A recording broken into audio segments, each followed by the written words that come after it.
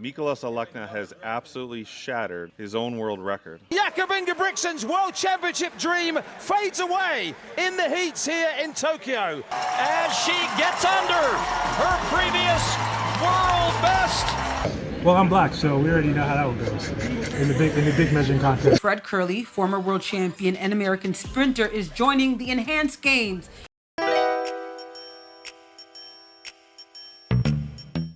Can someone please explain to me what in the world happened this year? So many world records, fantastic races, and performances across the board, but also so many heartbreakers, strange performances, and a series of bizarre events so weird that I am still trying to wrap my head around some of them to this day. If you watch this and are going to complain that I'm missing something, then I don't know what to tell you.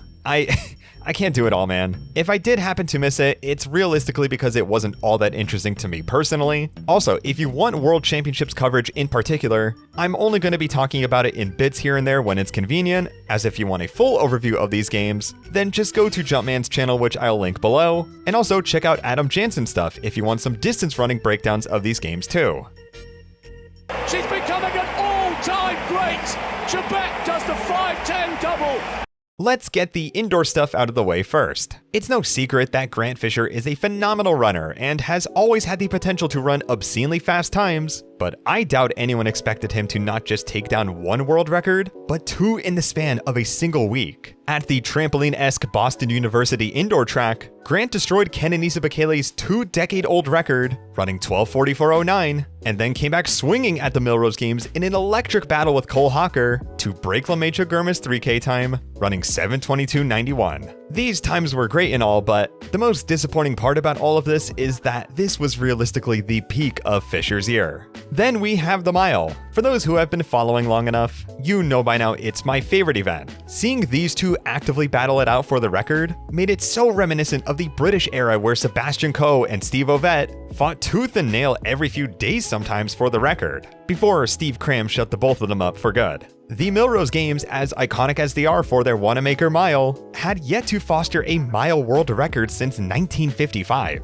However, Yared Nuguse was paced immaculately for it and broke Kejelcha's 5-year-old record, running 3:46.63. For an American to break the world record at the Millrose Games was something that required the stars to align. But before Nuguse could properly process what he had even accomplished, some Norwegian guy in his 20s would line up the next week to take it right back. Yared Nuguse was 2:50 with 400 metres to go. That's going to be somewhere there on the back straight. I don't think we'll get a split, but it's quick. Jakob Ingebrigtsen is on the front side to falter, but it is another world record for Jakob Ingebrigtsen. It is races like this that just show how gross Jakob's aerobic engine is compared to any other miler. 99% of the time you would believe that this would be the end and you would just have to accept that Jakob was once again the king of time trials. That's not what happened here. Uncharacteristically, Nuguse lined up in early March just a few weeks later at Boston and tried to steal the record back on this track. Unfortunately, the wheels weren't there in the back half and he would just fall shy of what was now just a personal best, only being able to celebrate the title of a world record for a single week. I still can't help but feel so nostalgic about seeing two athletes stubbornly wanting to be the fastest in an event though. It just reminds me so much of the way the Brits dominated the mile in the late 70s and 80s, to where no one knew who the fastest miler truly was. I'm glad we have this weird little saga to look back on, because it's so rare we get two athletes of similar talents who can even contest for a world record. Definitely something that I'll look back on very fondly, and I hope we have something cool like this happen again. I think a lot of us, including myself for a bit, forgot that Jacob Kiplimo ran 56:42. Yes, 56:42 for the half marathon. Did we just forget how insane this mark actually was, and obviously still is? Because I feel this mark was forgotten way quicker than it should have been. When Jakob ran 7:17, I thought his 3K world record was the crown jewel of distance world records and that it would be a while before we saw something like that again, and if we did, it would just be from him. Kiplimo's mark not only eviscerated Kejelcha's previous record, but has managed to surpass Jakob's 7:17 on the World Athletics point scale. If the points don't tell you anything, or if you're just not a big believer in them, I mean, just look at these splits. They're just insane by every metric. I tried looking for evidence of this course being short because I am still in legit disbelief about this time, but no, it's it's just the real deal. I knew Kiplimo was always a silent killer on the roads, but he did seem to have his sights set on the track ever so slightly. However, I think he understands now that this is his home, along with cross country in case he forgot how good he was there too. Call it hasty, but I think we are witnessing the new greatest roadrunner to ever live, so long as he doesn't suffer from Tedeschi syndrome. And even if he does, which given his marathon debut is highly unlikely, this half marathon mark is still a landmark achievement for athletics, and it's criminal how little credit this record has gotten so far. Oh yeah, Asefa also broke the women's world record in London, the women's only record that is. Shoutouts to her, even if I'm a little bitter about her move against Hassan at the Olympics still.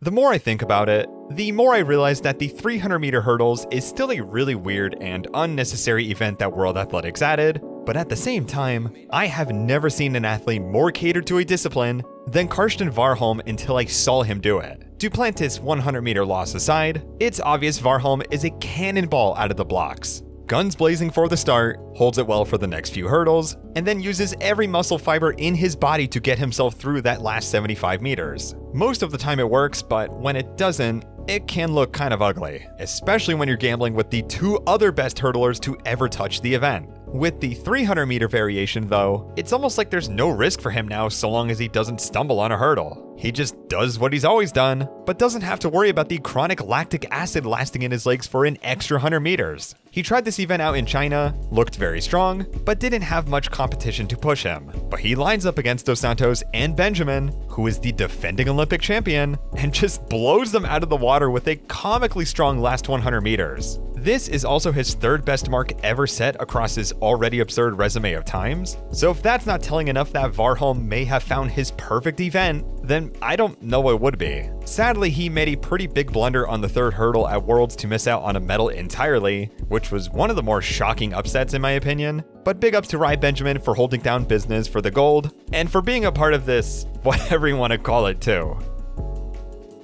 Then I just kind of chilled. I took it very easily, and you know, I didn't want to do like a dick measuring with Samba. He could get a first place if he wanted to, because honestly I don't care.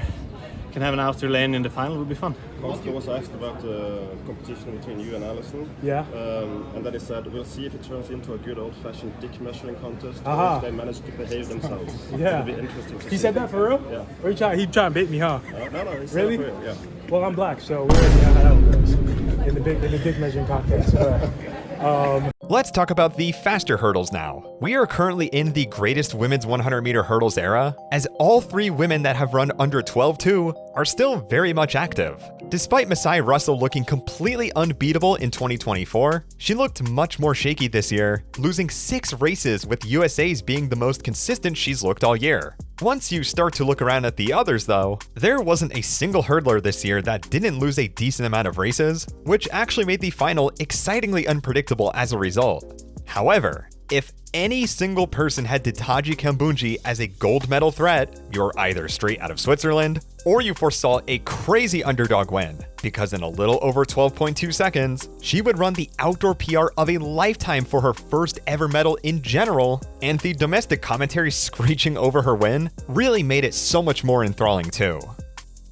Kambunji, face à Gresta, Ditaji Kambunji, allez, faut y aller, Ditaji Kambunji, champion du monde! Sprinting fans are some of the most fascinating people out there. Never have I seen a community argue so much with each other, only for all of them to be wrong by the time the championships arrive. In terms of gold medal contenders, there was one guy who stood out to win it all this year, and that was Jamaica's Kashane Thompson, who ran 9:75 at his domestic trials, and of course had the ever so close Olympic silver to get revenge on for this year in Tokyo. Noah Lyles and Oblique Seville were in the mix, but Lyles was coming back from injury, and Seville was injured at the trials. Lyles has shown that he can always get in shape by championships though, which still put him in the running for gold, but Seville on the other hand has not won a single medal in general. Even with this precedent in mind, I'm still a little surprised people looked at these two races, especially this one, and still didn't think Seville had even a small chance at winning. Yes, he's been in solid form every other year he placed fourth, but this year looked far different given he had never won a single Diamond League race up until this point,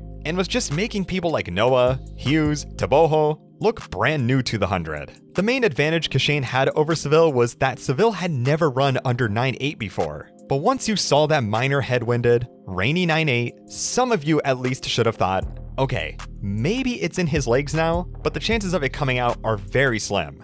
Possible, but slim.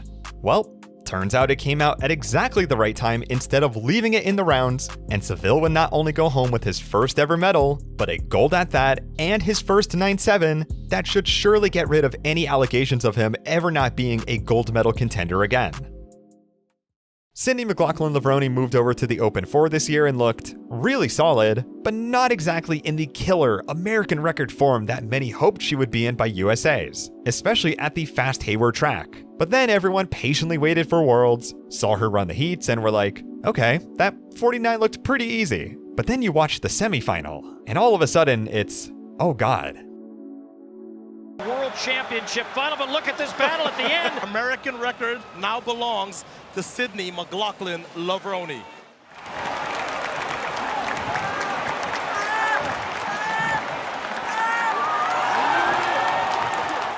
Second fastest time in history. Listen, coming close to a Cold War era record is mind-blowing enough, so I think we can comfortably consider this the conventional world record as a result. Not the clean one necessarily, and with 100% guarantee, but without a doubt the conventional one. Still wish she raced more. In fact, Paulino called her out for this exact thing after her defeat, and while it was pretty bad timing that made her look like a sore loser, which she was here to be fair, there is a point to be had. I'm hoping that Cindy's newfound ability to crush two separate events will motivate her to participate in more Diamond League races, because outside of championships, it is criminal we see an athlete as amazing as her go against these types of fields once a year, or in some cases, every 2 years. While we're on the topic of the 400, Botswana looks to be the new wrecking ball of the men's longer sprints. Would it be too quick to call this the Teboho effect? I mean, you would see Botswana get a medal at the World Championships like once in a blue moon, but all of a sudden,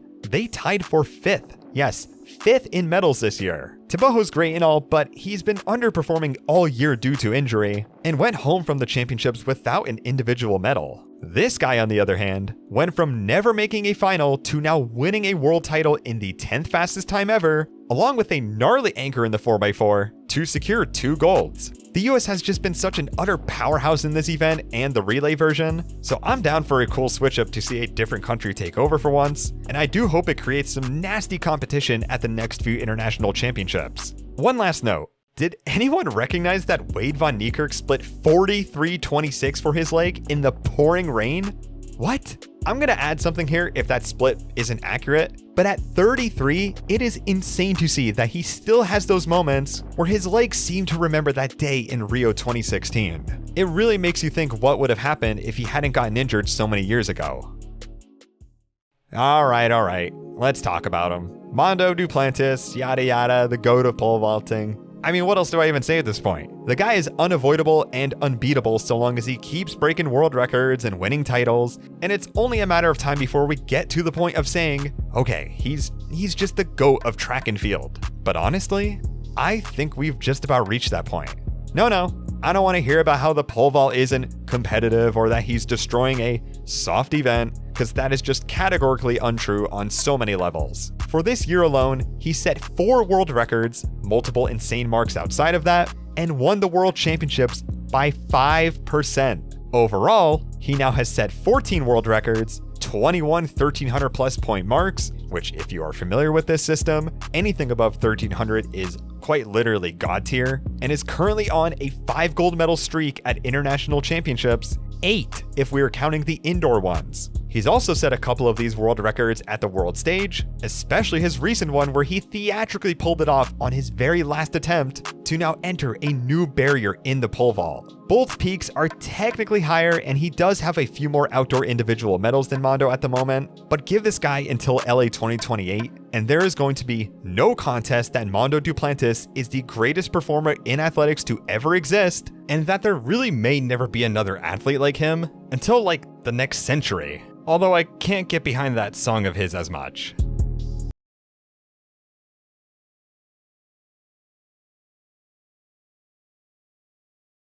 To Lamit Jagerma for his return to the steeplechase, I and many others were devastated when he suffered that tragic fall in Paris. However, despite an incredibly long break from the sport, he returned to great health mentally and physically to win his first Diamond League race back. It was also cool to see him go for it at Worlds, but it just wasn't quite in the cards for him. While we're talking about this race, this final at Worlds is genuinely one of the best races I have ever watched live. It was insanely hot, which meant it was insanely tactical, and El Bakkali, who was considered basically unbeatable by this point, was relaxing in the back for maybe a little too long. And when he made up all of that ground and felt like he had it in the bag for what would have been his 5th international title in a row, Jordy Beamish from New Zealand comes out of nowhere with a steel chair and performs one of the wildest snipes you will ever see at a World Championship final. The juxtaposition between El Bakkali's reaction to his own blunder and this picture, though, does show that the dude is a good lad and really respects that someone fairly new to the event like Beamish could dare to challenge him with seemingly no fear.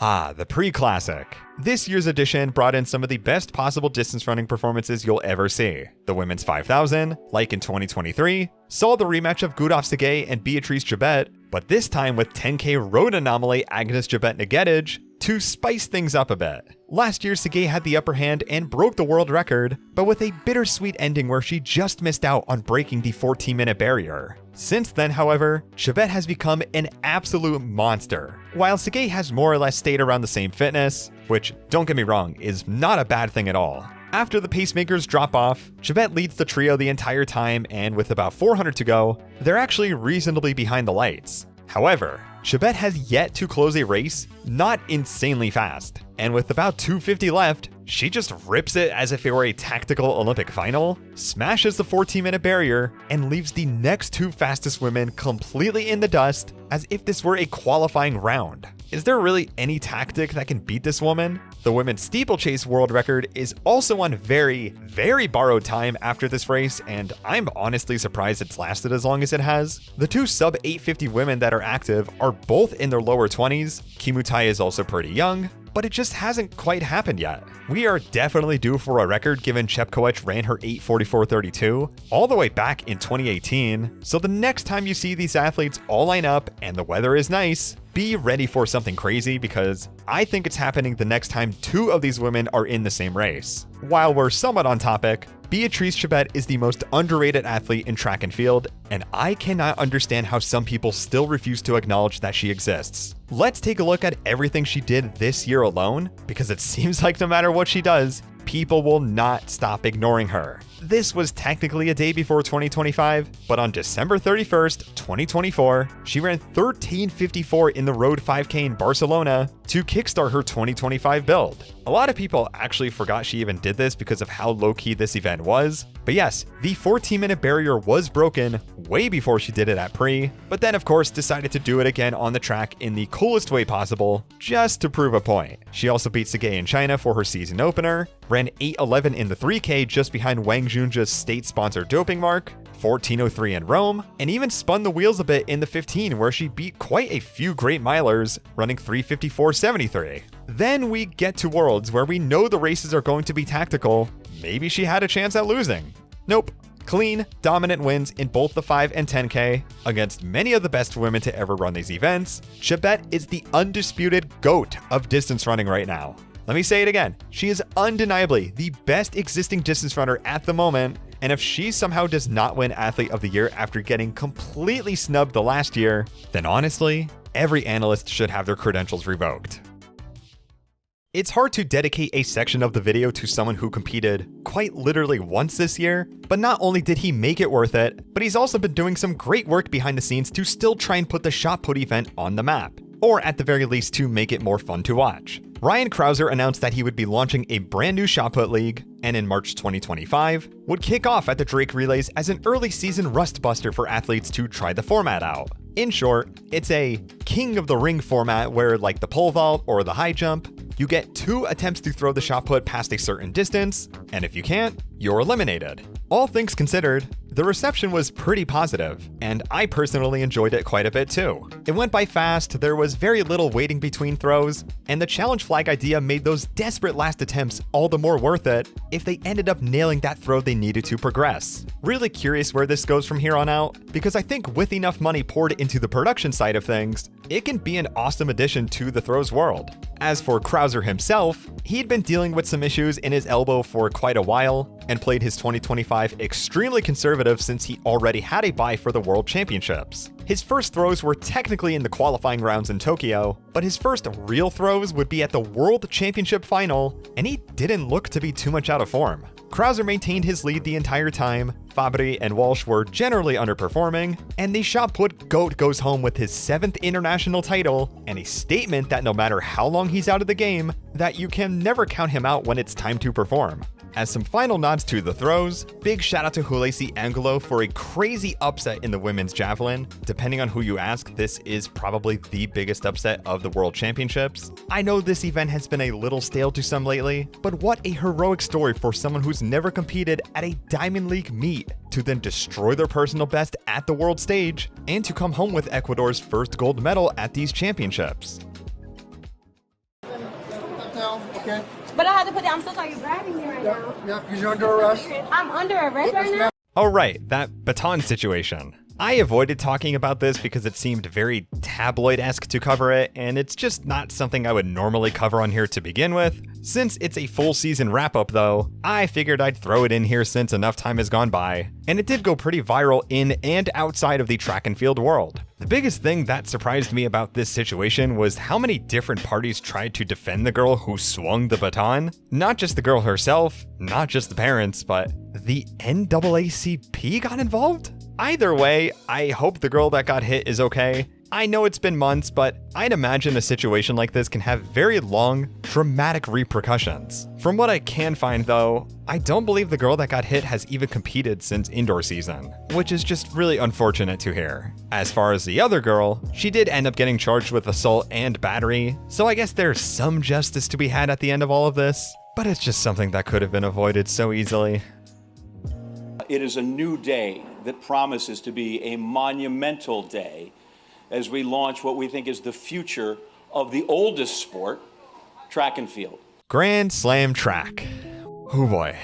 Well before the league even started announcing things, I had my suspicions when I realized it was Michael Johnson running the whole show. Then a few months later, some things get announced by the league and I become even more worried. Some points I made were that the format seemed gimmicky, there would likely be way too much downtime, the marketing practices were shaky at best, and that their self-acclaimed prestige and ego they gave this league before any races even took place was ultimately going to be part of its downfall. And it turns out, I was unfortunately right. Obviously, the financials were the bulk of it, but I would argue that the overbearingly confident attitude Johnson touted the entire time contributed to said bad financial management, especially since their biggest investor pulled out after the embarrassing turnout and execution of their meet in Jamaica. If you've been living under a rock, Grand Slam track I'm pretty sure they're not coming back, so we'll just say it was a brand new track league spearheaded by 200 and 400 meter legend Michael Johnson. Last year, he announced that he had more than $30 million supposedly raised and a ton of big stars ready to hit the track 4 times a year for 8 separate races. I mean, on the surface, that sounds like a pretty fun time. But despite the fields they were putting together, and despite the multitude of broadcasting rights they managed to get a hold of, the amount of tone deafness from Johnson and others would cause such a catastrophic snowball effect that I didn't think was possible until now. To start off small, random bouts of audio cutting out. Race? Well, sadly, yeah, we can't quite hear. He's kind of coming in and going. We just...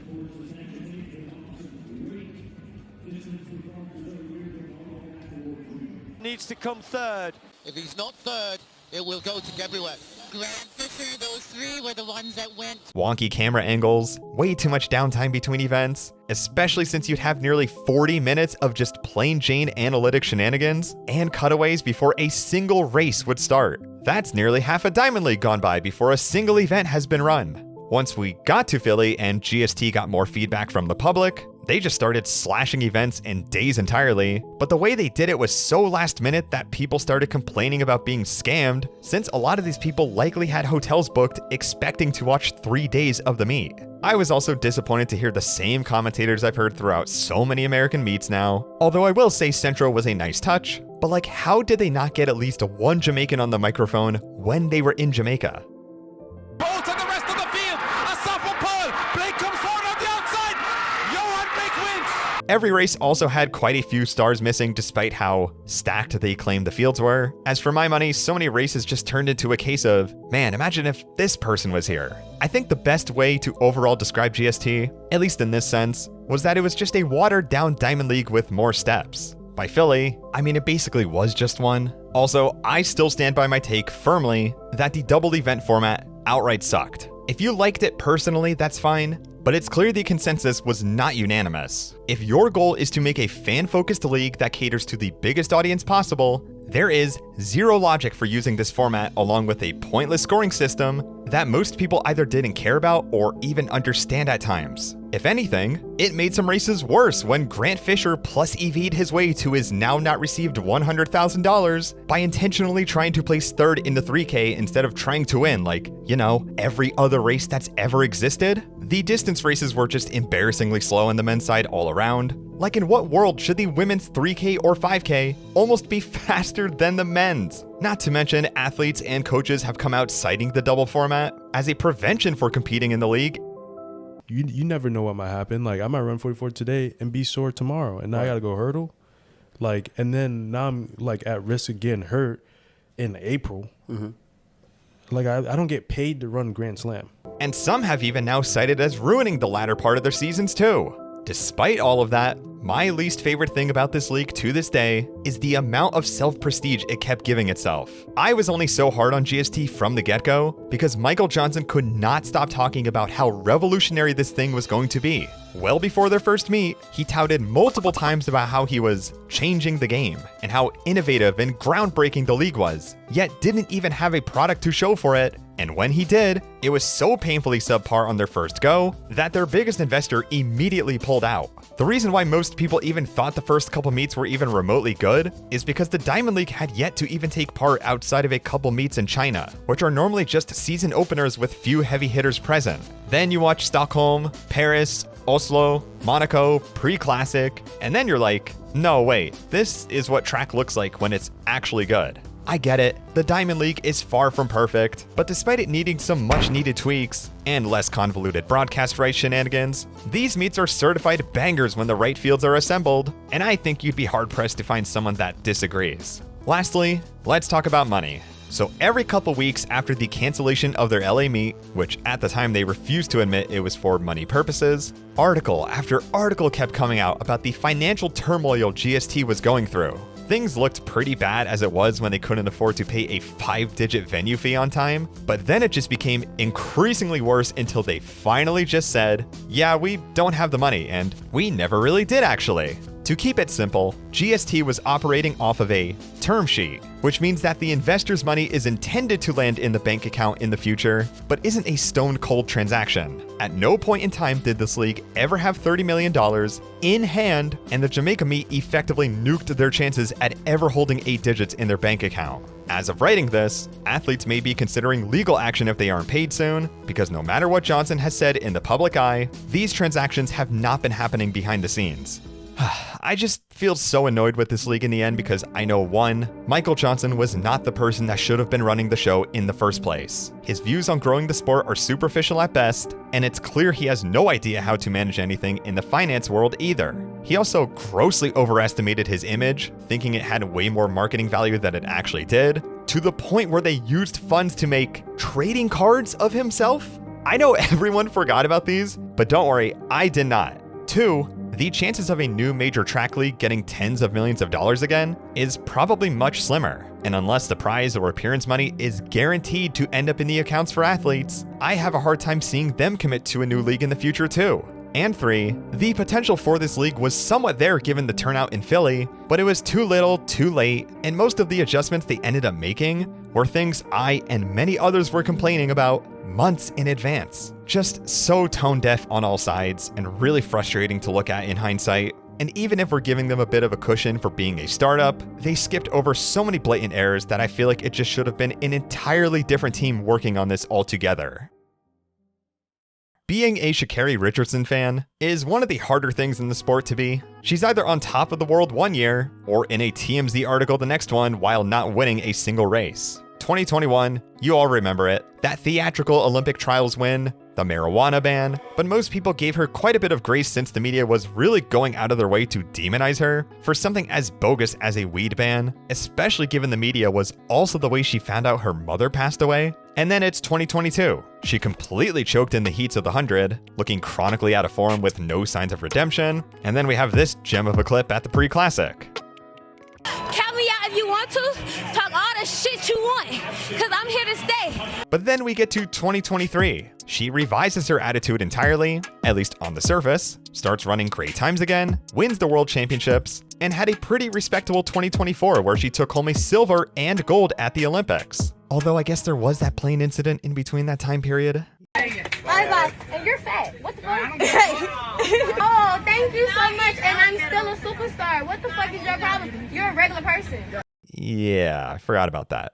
Unfortunately, Sha'carri went into this year that seems to be more representative of her late 2021 and 2022 self than her 2023 attitude. She had some slow season openers, albeit coming off of an injury, but as more time went on, it looked just about hopeless that she would be in promising shape by Worlds. But she made the final, but finished in 5th for her first and only sub-11 of the year. And amidst all of that, we have this video.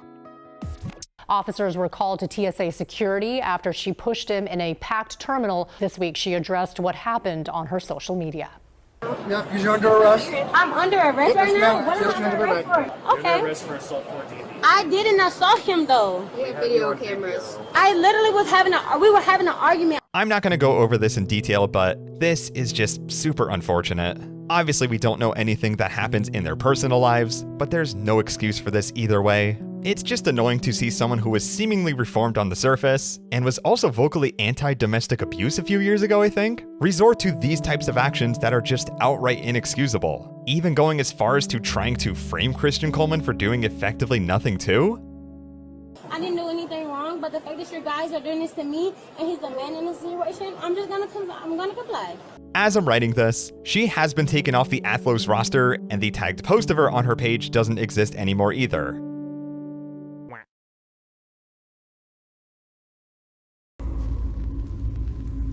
That one didn't age quite so well.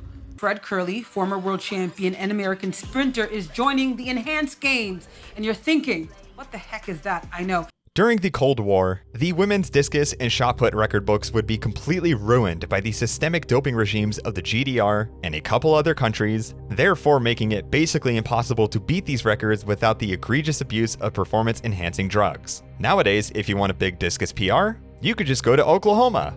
I'm not kidding. This is literally what they do now. Last year, a throwing-specific meet was held in Ramona, Oklahoma, where nearly everyone would throw massive discus PRs in the 40 to 50 mile per hour winds. Now, I acknowledge that the GDR records, mostly on the women's side, have prevented modern athletes from ever being on this all-time list, but at the same time, I personally felt like abusing tailwinds was a very strange alternative to inflate marks to this degree, and also found it strange that throwing events have effectively no wind limitations to them, therefore making wind chasing a legitimate phenomenon in the throwing world. I mean, the fact that landing a world standard can just be 10% easier if you pick the right meet is kind of crazy to me. But I don't want to turn this into a debate about wind legality in throws, since the research on it is almost non-existent, even if anecdotally we pretty much know what it does. Anyways, collegiate athlete Mikolos Alekna would break the world record from 1986 with his 74.89, and on the women's side, Jaime Perez would throw the real world record of 73.09, aka the farthest non-Cold War era mark by a landslide, making the discus GOAT Valerie Allman look like a complete joke.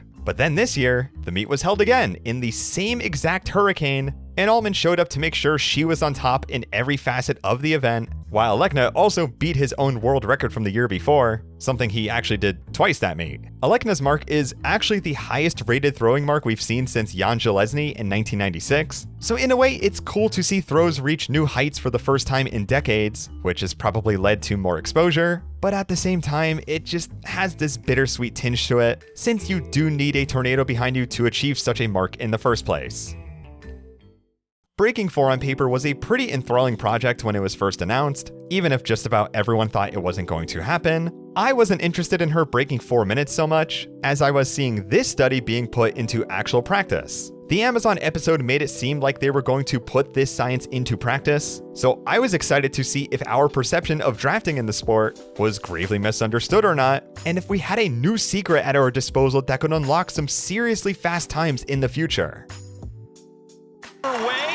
As the shield gets up in flight, you see the pace lights there, the red. They want it. They are in perfect formation.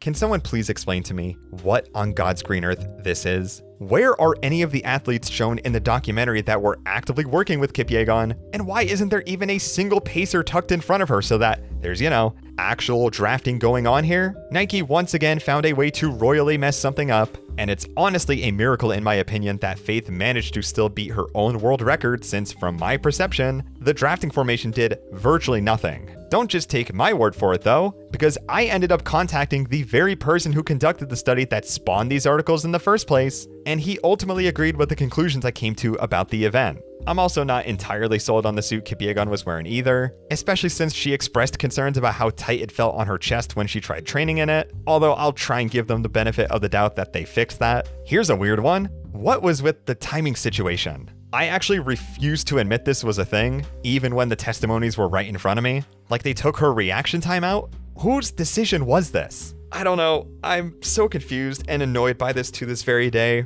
I tried frame timing the race myself, but then realized I didn't know how to do that. And then I just got more annoyed and just... Let me close out my thoughts on Breaking 4 in that I still thoroughly enjoyed Kipyegon just going for it, despite looking clearly nervous and being in an environment she's never been in before. Her attempt was fantastic, but the company she's been representing for so long just completely let her down in the end. I also think it's a satisfying gut punch to Nike that she ended up running 3:48 in the 15 at the pre-classic, effectively the same time as Breaking 4, further solidifying my theory that the pacing formation at this event did zero help. Unless she receives the Ineos treatment within the next year, which I would love to see personally, this will probably be the last time we'll ever get to see an athlete of her caliber attempt something like this. And it's just unfortunate that Nike wasted it on a bogus marketing scheme for their new apparel, and the fact that they tried to sneakily inflate her time in front of the public's eyes. Jamaican athletics has faced backlash from several athletes over the years, the last notable case being Daniel Thomas-Dodd, complaining that she couldn't bring her coach to the Olympics, and that field events suffer heavy neglect from her country's federation. It's especially eye-opening when you realize that at last year's Olympics, more athletes medaled at the field events than the sprints, with the only gold belonging to Rohe Stona in the discus. While at the time Thomas-Dodd was the only outspoken victim of this to my knowledge, a slew of Jamaican field athletes have now since transferred allegiances to Turkey? Seemingly in search of better financial stability and more respect for their efforts at championship events. Even Favour Ofili from Nigeria joined in on the party and can expect a nice $500,000 paycheck once they begin to represent their new nation. The only thing I'll say is that I worry a little bit about this decision, because the last time Turkey propped up some athletes onto the big stage, it did not go that well for them. Maybe they'll be more careful this time, but given the history of allegiance transferred athletes getting busted for something like doping, you're probably going to have to keep a keen eye on what's to come within this group in the next few years. Noah Lyles and Kenny Bednarek have never been and probably never will be a serious rivalry on the track. But this year, there was some really bizarre stuff between them that was worth mentioning. Let me just start off by saying that I am still confused how a Twitter page with not even 50,000 followers managed to get under the skin of some of the biggest names in the entire sport so consistently. In hindsight now, it makes a little more sense because a lot of signs point towards it being managed by either a professional athlete themselves or someone very close to a professional athlete. Was talking about the Leo guy, and then this happened. So I opened it on Instagram, and it says, Kenny Bednarek sent you a reel. I've heard of this Track Spice page when they'd come up in my recommended posts, but I just wrote them off as some generic tabloid-esque page that reported on some of the more superficial aspects of our sport, like relationships, petty drama, rumors, pictures of athletes posing, or with their significant other. Nothing that crossed a line for the most part, but was generally uninteresting enough to not be considered actual journalism. But then again, what really is actual journalism in this sport? Anyways, you guys saw the shove. It wasn't accidental. Noah didn't get in Kenny's way. This was as personal as it got, and it is crazy that people were even remotely defending Kenny's actions. You're decelerating from a sub-20 200-meter sprint, and you get pushed by some 200-pound dude with both hands. Like, the risk of injury is way higher than you think, especially when you're in spikes. There's no definitive answer as to what sparked this drama, but almost everyone has concluded it was due to this Track Spice page, supposedly posting various biased pieces against Noah's girlfriend and probably Noah himself. This is due to the seemingly weird, unabashedly pro-Kenny posts the page was getting at times, and people started to put some pieces together as a result, and then once this link was leaked, that just about connected everything. Since then, the page has been taken down ever since Gabby Thomas opened up a bit about who it probably was. So if any of this is remotely true, it's just weird, man. Like, these are two well-established sprinters, probably both multimillionaires, and this is how one of them wants to act because no marketing company can make them look interesting? Yes, this is not the first time someone has tried to go head over heels to make this guy fun to watch. Grand Slam track was this guy's saving grace, honestly. I'll give credit though. For a millisecond, these two had us convinced that there was an actual rivalry to be had, and at Worlds, Kenny almost had a chance. But once you zoom out and look at the stats, Mr. Lyles will probably never have to worry about Mr. Spice so long as he stays in decent form. Some people might be wondering why this is in the weird category, but this is mostly a good type of weird. We are months removed from the USA Championships and Cooper Lutkenhouse's 800-meter time. 1:42.27, age 16, top 20 all-time mark, and yet here I am, still in complete and utter disbelief. Did he end up making a dent at Worlds? No, but like, come on. I wish I had more to say about this kid, but I feel like I can't, and I feel like I shouldn't. Not only am I still struggling to form any thoughts about this once in a multi-generational performance, but there's just a lot more to happen in the coming years, and I will be immensely curious where this kid goes from here on out. Similar to Lutkenhouse, I've kind of felt the same about Melissa Jefferson Wooden, which again is a good type of weird. If you asked me to watch these races without knowing who they were, every single time I would be like, wow, this person is amazing. They're so dominant and fast. But that's kind of where it ends, and that's what makes it difficult for me to stay engaged with an athlete like MJW at the moment. She seems really nice, humble, and straightforward, almost like a distance runner, honestly. But for me, it's just missing that extra level of flair for me to be 100% on the Jefferson Wooden train. But don't get it twisted, we're like 90% there at the moment. If there's one thing I like seeing, it is dominance in the sport, because that type of thing eventually brings others up to your level. If the new face of women's sprinting is a humble, fairly quiet phenom who can just destroy any race she touches, I'm cool with that. But I think it's her meteoric shift in abilities this year that just completely threw me off, and now I'm morbidly curious if she can finally erase that fraudulent, blatantly wind-aided record that should never have existed on that day in 1988. Jakob's disappearance from the outdoor season left a massive hole in terms of interest for the 1500. Yes, there are plenty of other guys to root for, but like him or not, he's the star of the show. The guy shows up at nearly every Diamond League he can physically be at, often looking for opportunities to break some kind of record, but we did not see a single outdoor pre-championship race from him this year due to an Achilles injury he picked up around May. Apparently, he was healthy enough to run in the Diamond League final, but they denied him entry because he hasn't raced in the series this year, referencing the Sydney situation. Call it a hot take, but these are categorically two different situations. One athlete tried to waltz their way into a meet where A, they never raced it, and B, is part of a series of races they almost never race in either. I understand the enforcement from a technicality standpoint, but be honest, would almost anyone be upset if Jakob got to run in the Diamond League final? Take this, and Jakob Ingebrigtsen's World Championship dream fades away in the heats here in Tokyo.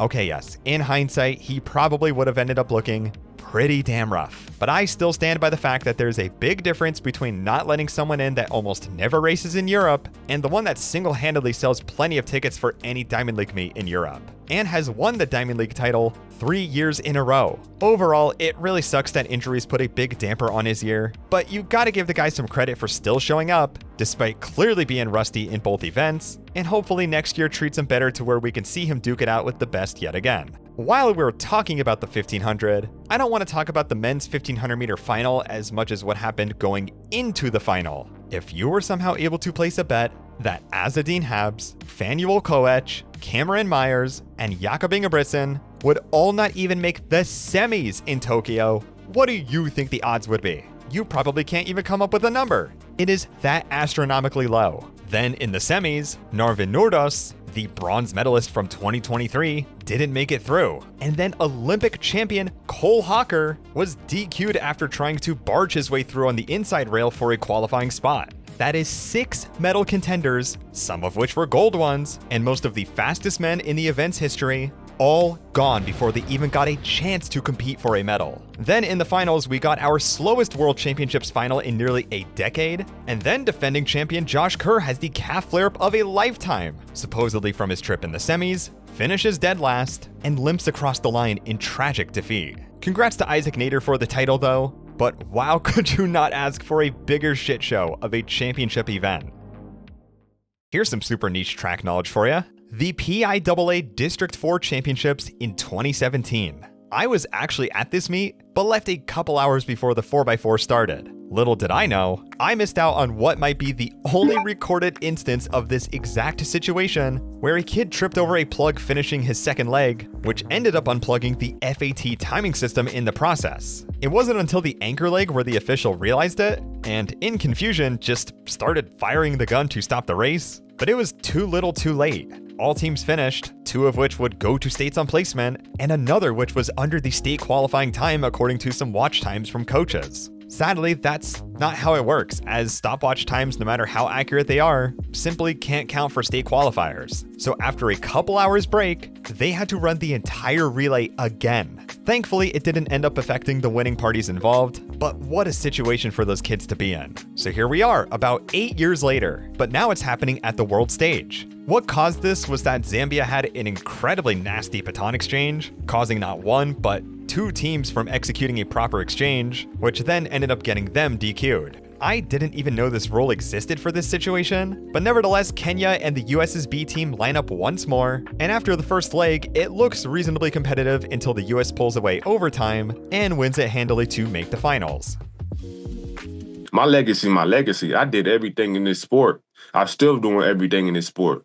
The 2022 100-meter world champion, Mr. Buy More Land himself, and one of the best combo sprinters to ever live. Where do I even start with this one? Domestic abuse? Deadbeat dad allegations? What about a rough scuffle with the police? Battery charges which got him booted from GST? And now a whereabouts violation which then turned into a signing with the enhanced games? What the hell is going on with this guy? He's like the Antonio Brown of track and field. Fred's always been an interesting character as he's built himself quite a positive reputation over the last few years, mainly as the intimidating cool guy who shouldn't be trifled with on the track when he's in his prime.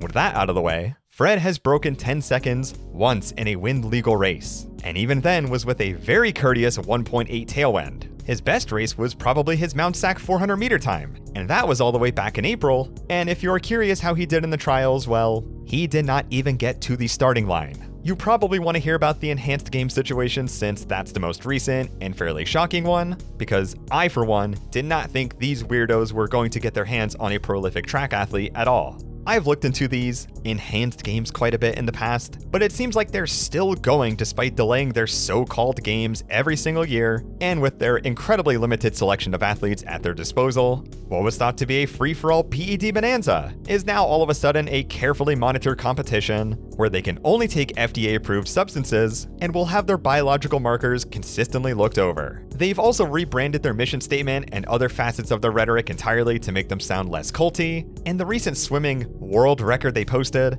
was done in a speed suit that was so overpowered back then that you couldn't not set a world record if you tried. In essence, the steroid free-for-all Olympics label is now something they've realistically been trying to avoid, and honestly, I have no clue what their end goal is anymore besides some washed up athletes hopping on TRT, and then using as much technological aid to fluff their times as much as possible. With that said, Fred is probably not going to be much faster than his prime in 2022 at these games, if anything, at all. If he got a whereabouts violation, which normally suggests that you're trying to avoid tests, in the midst of not being able to break 10 seconds, what in the world says he's ever going to get close to Bolt's world record here? He couldn't even do that in his prime. Do we really think he was natty back then too? The only way he even comes close is if the enhanced games pull some weird strings where the spikes provide some unholy advantage, the timing system they use is scuffed, and the track surface is stiffer than the dick measuring contest between Rai Benjamin and Karsten Warholm had at Worlds. Listen, if you want to watch the literal peak of human performance with no limitations, just watch Untested Powerlifting. Whatever they're trying here just honestly sounds like a looser version of the biological passport. I could spend all day talking about these guys, but I want to show some clips from the Nightcap podcast, as Fred did appear on it, and while it was mostly him not answering a single question directly and just mindlessly rambled for most of it, I did find these two clips in particular somewhat interesting. The OGs and stuff back in the day fucked it up for us. Sorry for cussing, but they messed it up for us. You got active cases right now in track and field that USADA and WADA's not doing nothing about because they're getting paid off. Oh, damn. All in all, this is probably the weirdest decision I think a track athlete has made almost ever, as in my eyes, Fred has effectively conceded his right to ever compete in a tested federation again, no matter how confident he says he is in his ability to pass drug tests. He says that he's going to compete at the enhanced games while still passing USADA tests. We'll see how that goes, honestly. But if there's a name you should and shouldn't remember at the same time this year and maybe next year, more often than not, it is going to be Frederick Curley. Bruce, unfortunately, in recent years, there's been a number of doping positives in Kenya. What would you say to someone who says, when they see 209.56, just says, this is too good to be true? I have questions about it.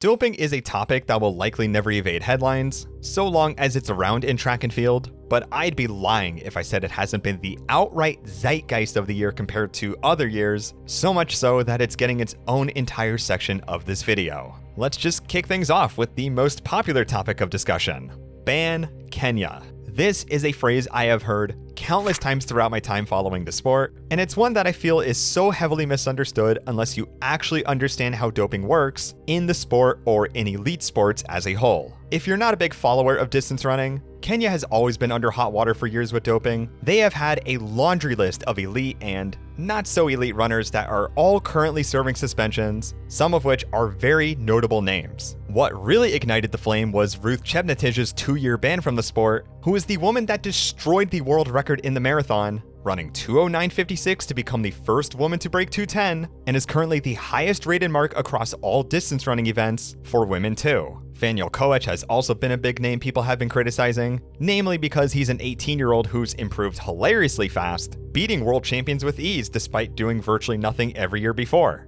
The reality is yes, Kenya has had a lot of doping bans under their belt and currently do. However, it is infinitely more nuanced than just Kenya bad and every other country good in comparison. I don't want to derail this into an entirely separate video, but there are very plausible reasons why Kenya has more athletes caught compared to other ones. For one, Kenya has the very unique combination of a very dense talent pool while also being a very poor country. Since many of these athletes have the talent to become world class, they will likely resort to drugs, anabolics, blood builders, you name it, are apparently not that hard to get in this country, especially when you hear testimonies from other athletes, but at the same time, it would be remiss to say that you're always getting high quality stuff. Furthermore, how many of these athletes can actually keep tabs on their biological markers to properly evade tests? How many of these athletes even know what microdosing is? You know what country probably knows how to do all of these things seamlessly and has an infinitely higher budget to do so than your average Kenyan athlete? Probably the country that wins 1/5 of all medals at every global championship. For my money, Kenyan doping numbers are overinflated or misrepresented rather, due to the poor infrastructure, its incredibly dense talent pool, heightened testing numbers, some of which are in the form of target testing, which I think is a bogus concept in and of itself, but that's for another time, and the massive incentive to get out of poverty given the average wages there. Meanwhile, athletes in more developed countries aren't even getting tested sometimes or have the luxury of being protected by their domestic federations, some randomly weren't in the international testing pool this year, or they have access to designer compounds to where they'll never even have to worry about getting caught in the first place. In short, it's not that Kenya has a doping problem, but the sport as a whole likely does. But most of you are just not ready for that conversation and will instead rely on plain Jane statistics instead of stripping any nuance from what is very likely a systemic problem in this sport. Marvin Bracey Williams is an American sprinter with a decent number of world championship medals under his belt. Even as recently as 2022, he took the silver in the 100 and 4x1 and still showed to be in reasonably good shape at the age of 30, where he can still compete here and there with the best in the world. However, after the pre-classic, he fell off the face of the earth and has not posted on social media since December 2023, leaving fans without any updates on whether or not he was injured, retired, or something in between. The only update people have gotten since then was when Track All Access randomly posted a sprint session with him, and he seemed to have left his old coach over at Star Athletics, Dennis Mitchell, entirely. Then cue this tweet. In August this year, Ray's Take, aka Ray Edwards, now under the username Ray's Take TV after illegally streaming the US Outdoor Championships on his main, supposedly blew the whistle on Bracey Williams and himself? That the two had been serving a provisional suspension since 2023, and that Dennis Mitchell over at Star Athletics snitched on them because Ray told Bracey Williams about a special doctor that most of the USA team allegedly uses for their extracurricular supplements. Now, I have my opinions on Ray, and I understand other people's opinions on Ray, especially given his inability to control himself at times and his knack for saying incredibly questionable things in general. But this seems to have more validity than it has any right to, and I'm now curious if Bracey Williams will ever come out with a statement on his own, because since that Track All Access video, he's been radio silent. I also still don't know who the person is in the screenshots that Ray posted, and he does a pretty bad job at censoring the alleged doctor's name here too, although to this day I haven't been able to locate anyone with credentials that could even be traced to sports with this name. If this isn't further proof though that the US sprinting scene is just as politically wonky as it was decades ago, then I don't know what to tell ya. Speaking of weird things in American sprints, Arian Knighton, 4-year ban from ingesting some good old trenbolone sandwiches. I'm gonna be honest, I was pretty adamant that he would not get popped, but then the AIU opened the case back up and then I'm like, he's in pretty rough shape now. For those unaware, this kid has been considered the next big thing in the 200, dropping a 1949 as an 18-year-old, which I think is the only 1300 plus point mark ever set by a teenager in the sport. He also performed pretty well at international championships for the most part, but in March 2024 would receive a temporary ban for epitrenbolone, but was then cleared surprisingly quickly by an independent arbiter and continued his career as if nothing happened, but then got the 4-year boot after the AIU saw something fishy going on. Despite USADA clearly being no stranger to covering up tests or absolving athletes of any fault way more often than they probably should be,